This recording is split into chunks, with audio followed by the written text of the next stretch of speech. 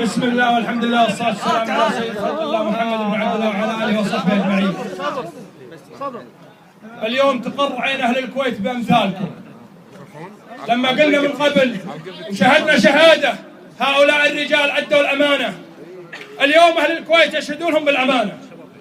اليوم حنا نقول تعالوا افزعوا لفلان وفلان وفلان، لا والله هذول يفزعوا للكويت ومطلوب منكم أن تفزعوا للكويت وأهلها وأجيالها. لذلك اليوم كل متخاذل ما يتخاذل عن اسم، يتخاذل عن نفسه وعن أهله وعن بلده وعن مستقبلها. الدعوة للجميع، ولذلك غير مقبولة الآن. أنا أثني على دعوة الشيخ فلاح بن جامع، على كل التيارات السياسية، على كل القبائل، على كل الشرائح، على كل الممثلين للقوى السياسية، حتى الأفراد. اليوم الموقف من يقف على الحياد فهو موقف مع هذا الظلم. هذا حكم سياسي فيه من الظلم الواضح البين.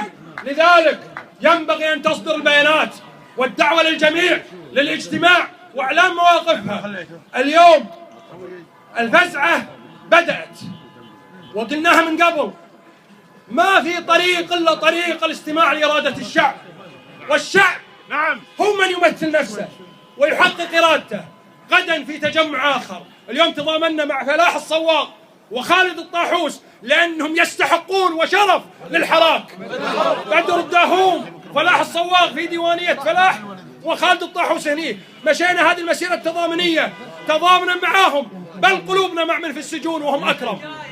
لذلك غدا عند الأخ مسلم البراك لا يتخاذل متخاذل، والحراك يتطلب أمر واضح قلناه من قبل.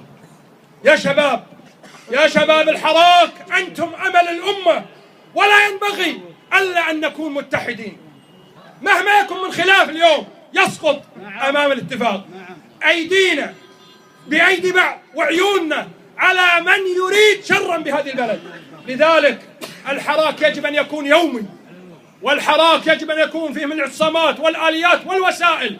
كل الوسائل للدفع هذا الظلم مشروعة، كل الوسائل اللي تجمع شملنا مطلوبة، وكل شجاع اليوم وكلكم شجعان قدامنا قبل أن تكون.